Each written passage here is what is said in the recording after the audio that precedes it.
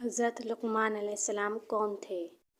अल्लाह ताला का इरशाद है, और बेशक हमने लुक़मान को हिकमत अता फरमाई कि अल्लाह का शुक्र अदा करो, और जो शुक्र करता है वो अपने लिए ही शुक्र करता है, और जो कोई नाशुक्री करे तो बेशक अल्लाह बेनियाज है, तारीफ़ के लायक है। और याद करो जब लुक़मान ने अपने बेटे से कहा था, जब वो उसे नसीहत कर रहा था कि ए मेरे बेटे, अल्लाह के साथ किसी की इबादत में शरीक ना हो।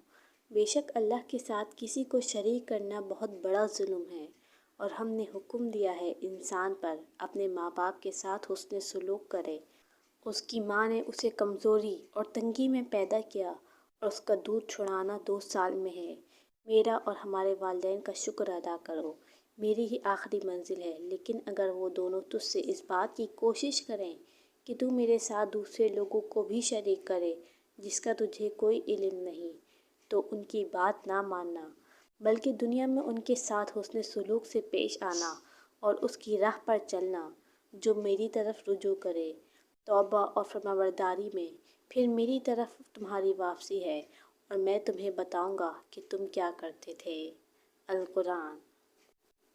है मेरे बेटे, अगर वो राई के एक दाने के बराबर भी हो, और चाहे वो पत्थर में हो या आसमानों में या ज़मीन में, तो अल्लाह उसे निकालेगा।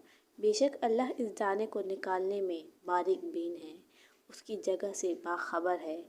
ऐ मेरे बेटे, अक़ामुस्सलाह, नमाज अदा करो, लोगों को मारूफ इस्लामी तौहीद और तमाम भलाइयों का हुक्म दो, और लोगों को अलमुनकर यानी कुफ्र से रोको। अल्लाह की वहदानियत, हर किस्म के मुशरिक और हर किस्म के शर और बुरे और जो कुछ तुम पर आए उस पर सब्र करो। बेशक ये चंद अहकाम हैं अल्लाह की तरफ से हुक्म दिया गया है बग़ैर किसी रियायत के। और मुँह ना फिरना, आदमियों से गुरूर के साथ दूर रहो, और ज़मीन पर सरकशी से ना चलो। बेशक अल्लाह किसी मुतकब्बिर गुरूर मगरूर को पसंद नहीं करता। और चलते चलते एतदाल इख्तियार करो, और अपनी आवाज़ पस्त रखो। बेशक तमाम आवाज़ों में सबसे सख्त आवाज़ गधे की आवाज़ है। अल कुरान।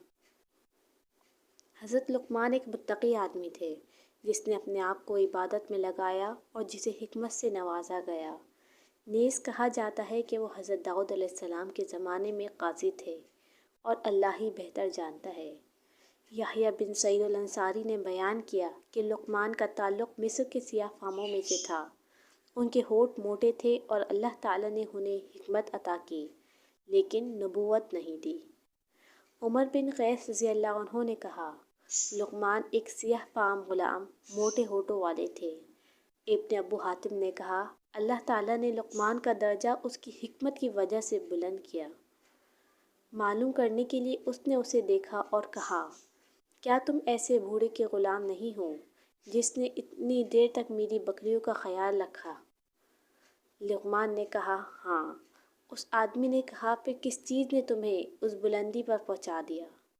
लुक़मान ने कहा, फरमाने इलाही, अमानत की अदायगी, सच बोलना, और उन चीज़ों को तर्क करना जिनसे मेरा कोई ताल्लुक़ नहीं। इब्न वहब कहते हैं कि एक शख्स लुक़मान के पास आया जो हकीम था, और पूछा, क्या तुम लुक़मान हो? उसने कहा, हाँ। उस आदमी ने कहा, तुम काले चरवाहे हो। लुक़मान ने कहा, मेरी काली बात तो ज़ाहिर है, तो तुम्हें क्या तकलीफ़ है? उस आदमी ने कहा, तुम अक्सर आते हो, उन लोगों की क़स्में खाते हो जो तुम्हारे फ़ैसले खुश असलूबी से कबूल करते हैं। लुक़मान ने कहा, अगर तुम वही करोगे जो मैं तुम्हें बता रहा हूँ तो तुम ऐसे ही होगे। आदमी ने कहा, ये क्या हलाल है? मेरी इफ़्फ़त की पाबंदी करना, अपने वादों को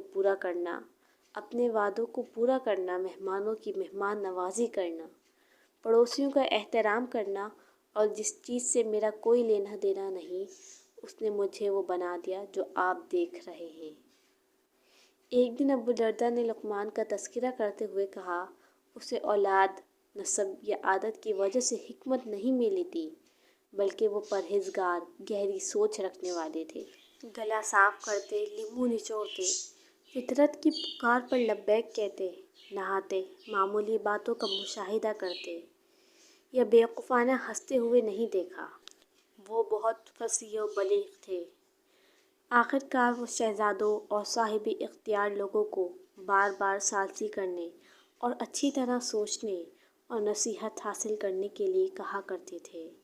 چنانچہ ان سب کی وجہ سے انہیں وہ عظیم حکمت عطا ہوئی۔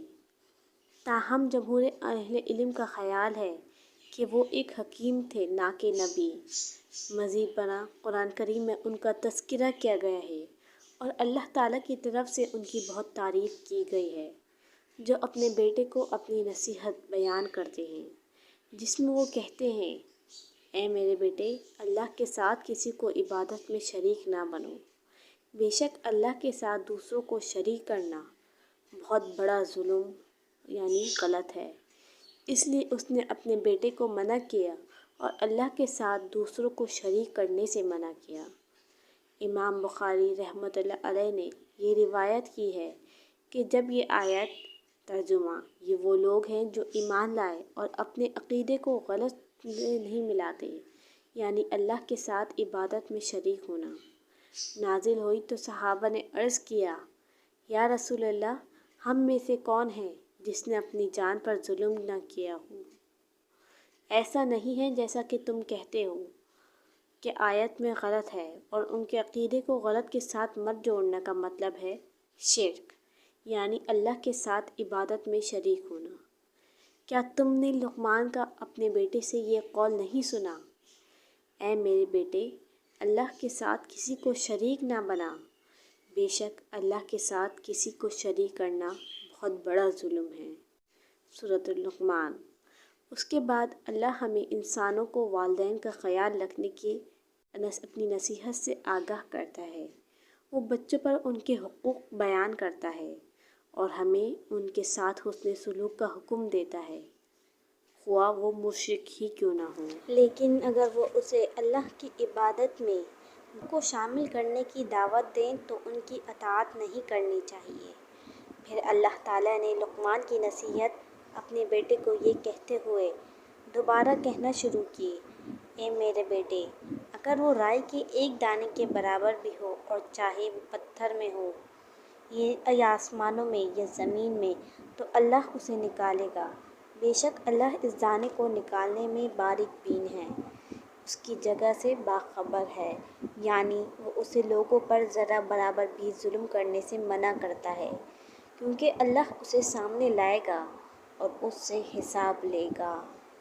قیامت کے دن اللہ تعالیٰ کا ارشاد ہے کہ یقیناً اللہ ذرہ برابر یا چھوٹی چیونٹی کے برابر بھی ظلم نہیں کرتا۔ سورۃ النساء۔ اور ہم قیامت کے دن انصاف کی میزان قائم کریں گے، پھر کسی کے ساتھ ظلم نہیں کیا جائے گا کچھ بھی، اور اگر رائی کے دانے کے برابر بھی ہوگا تو ہم لے آئیں گے، اور ہم حساب لینے کے لیے کافی ہیں۔ سورۃ الانبیاء۔ اور آپ صلی اللہ علیہ وآلہ وسلم نے اسے بتایا کہ کیا وہ غلط عمل رائی کے دانے کے برابر ہے یا کسی ٹھوس چٹان میں ہے یا آسمانوں میں یا زمین میں، اللہ اسے نکالے گا، کیونکہ وہ اس کی صحیح جگہ کو جانتا ہے۔ بے شک اللہ اس دانے کو نکالنے میں باریک بین ہے، اس کی جگہ سے باخبر ہے۔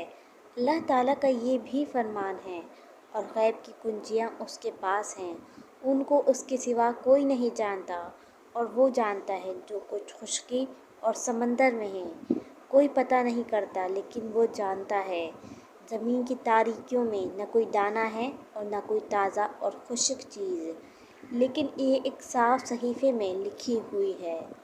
سورۃ الانعام۔ اور آسمان و زمین میں اس کے سوا کوئی چیز پوشیدہ نہیں ہے، ایک روشن کتاب میں ہے، یعنی لوح محفوظ۔ سورۃ النمل۔ اور غیب کا جاننے والا تمہارے پاس آئے گا، ایک ایٹم یعنی ایک چھوٹی چیونٹی کا وزن یا اس سے کم یا اس سے زیادہ بھی اس کے علم سے آسمانوں یا زمین میں نہیں بچ سکتا، لیکن یہ ایک روشن کتاب میں موجود ہے۔ ابو سعید خدری رضی اللہ عنہ نے نبی اکرم صلی اللہ علیہ وآلہ وسلم کے بعد بیان کیا کہ آپ نے فرمایا: تم میں سے جو کوئی ایسی ٹھوس چٹان میں عمل کرے جس کا کوئی دروازہ یا سوراخ نہ ہو، تو اس کے اعمال خواہ وہ کچھ بھی ہوں نکل آئیں گے۔ پھر لقمان نے کہا، اے میرے بیٹے، اقیم الصلاۃ، نماز ادا کرنا، یعنی اسے صحیح طریقے سے اور مقررہ وقت پر ادا کرنا۔ پھر فرمایا، لوگوں کو المعروف، اسلامی توحید اور تمام بھلائیوں کا حکم دو، اور لوگوں کو المنکر، یعنی اللہ کی وحدانیت کے ساتھ کفر، ہر قسم کے مشرک سے روکو۔ وہ برائی اور برائی ہے، یعنی اپنی پوری طاقت کے ساتھ، اپنے ہاتھ، زبان سے، اور اگر آپ ایسا نہیں کر سکتے تو اسے اپنے دل سے رہنے دیں، یعنی اسے رد کر دیں اور ناراض ہی کریں۔ اس کے بعد آپ نے اسے صبر کی تلقین کرتے ہوئے فرمایا، اور جو بھی مصیبت آئے اس پر صبر کرو، کیونکہ اگر کوئی نیکی کا حکم دیتا ہے اور برائی سے روکتا ہے تو شاید وہ بعض لوگوں کا دشمن سمجھے جائیں گے، لیکن اس کا حتمی اجر ضرور ملے گا۔ بے شک اللہ کسی متکبر، مغرور کو پسند نہیں کرتا۔ یہاں لقمان نے اپنے بیٹے کو چلنے بلنے سے منع فرمایا۔ اللہ تعالیٰ کا ارشاد ہے، اور زمین پر اکڑ کر نہ چلو، بے شک تم نہ زمین کو پھاڑ سکتے ہو، نہ کھنچ سکتے ہو، اور نہ پہاڑوں جیسی بلندی کو پہنچ سکتے ہو۔ سورۃ الاسراء۔ تم نہ پوری زمین کو پا سکو گے، نہ اپنی تیز چلنے یا مضبوط قدموں سے اس میں داخل ہو سکو گے، اور نہ ہی تم اپنے دکھاوے اور تکبر سے پہاڑوں کی طرح اونچے ہو سکو گے۔ تو اپنے آپ کو اچھی طرح جانیں، کیونکہ آپ صرف ایک انسان ہیں، صرف اللہ کی عبادت کے لیے بنائے گئے ہیں۔ حدیث نبوی میں ہے، جب ایک آدمی چل رہا تھا، اپنے لباس کو تکبر سے گھسیٹ رہا تھا، اسے زمین میں دھسا دیا، اور قیامت تک اس میں دھستا رہے گا۔ امام بخاری نے اپنے صحیح میں نقل کیا ہے۔ اور ایک حدیث نبوی میں ہے کہ اپنے لباس کو تکبر کے ساتھ گھسیٹنے سے بچو، کیونکہ یہ تکبر ہے جو اللہ کو پسند نہیں ہے۔ اللہ تعالیٰ فرماتا ہے، بے شک اللہ پسند نہیں کرتا کوئی مغرور شیخی کو۔ لقمان نے اپنے بیٹے کو تکبر کے ساتھ چلنے سے منع کرنے کے بعد اسے چلنے میں اعتدال کا حکم دیتے ہوئے کہا، اور چلنے میں اعتدال اختیار کرو، یا بے ادبی نہ کرو، یعنی تیز یا بہت سست نہ چلو، بلکہ اس کے ساتھ چلنا شروع کرو۔ اور رحمان کے بندے وہ ہیں جو زمین پر عاجزی اور کے ساتھ چلتے ہیں، اور جب بیوقوف ان سے بات کرتے ہیں تو نرمی سے جواب دیتے ہیں۔ اس کے بعد لقمان کہتے ہیں، اور اپنی آواز کو نیچی کرو، یعنی اگر تم بات کرو تو اپنی آواز کو زیادہ اونچی نہ کرو، کیونکہ گدھے کا بھونکنا تمام آوازوں سے زیادہ سخت ہے۔ ابو ہریرہ رضی اللہ عنہ سے روایت ہے کہ رسول اللہ صلی اللہ علیہ وآلہ وسلم نے فرمایا، جب تم مرغوں کی بانگ سنو تو اللہ سے دعا مانگو، کیونکہ ان کی بانگ اس بات پر دلالت کرتا ہے کہ انہوں نے فرشتوں کو دیکھا۔ تم گدھے کی چیخیں سنتے ہو، شیطان سے اللہ کی پناہ مانگو، کیونکہ ان کی آواز اس بات کی طرف اشارہ کرتی ہے کہ انہوں نے شیطان کو دیکھا ہے۔ امام بخاری نے اپنی صحیح میں نقل کیا ہے۔ اس کے لیے بلا ضرورت آواز اٹھانا منع ہے، لیکن اذان، نماز کے لیے اور میدان جنگ میں آواز بلند کرنا جائز ہے۔ یہ وہ نصیحتیں ہیں جو لقمان نے اپنے بیٹے کو دی تھی، جن کا تذکرہ قرآن مجید میں ہے۔ حکمت لقمان، لقمان کی حکمت نام کتاب میں بہت سے دوسرے لوگوں کا ذکر کیا گیا ہے۔ عبدالرزاق نے بیان کیا کہ لقمان سے ایک مرتبہ پوچھا گیا، صبر کے لحاظ سے سب سے بہتر کون ہے؟ آپ نے فرمایا، یہ وہ ہے جو صبر کے بعد کوئی نقصان نہ پہنچائے۔ ان سے پوچھنے والوں نے کہا، علم کے لحاظ سے سب سے بہتر کون ہے؟ فرمایا، وہ ہے جو دوسروں کے علم سے اپنے علم میں اضافہ کرتا ہے۔ انہوں نے پوچھا، تم لوگوں میں سب سے بہتر کون ہے؟ اس نے کہا، یہ مالدار ہے۔ کہنے لگا، کیا وہ ہے جس کے پاس جائیداد اور مال ہے؟ لقمان نے کہا، نہیں، لیکن وہ ہے جس کی بھلائی مانگی جائے تو وہ نہ روکے گا، اور وہ ہے جسے دوسروں سے کسی چیز کی ضرورت نہیں ہے۔ لقمان سے پوچھا گیا، تمام لوگوں میں بدترین کون ہے؟ اس نے جواب دیا، وہ ہے جو گناہ کا کام کرتے ہوئے شرمندہ نہیں ہوتا۔ مزید واقعات سننے کے لیے ہمارے چینل کو لائک اینڈ سبسکرائب کر دیجیے گا، تاکہ آپ کو ہماری آنے والی ہر ویڈیو مل سکے۔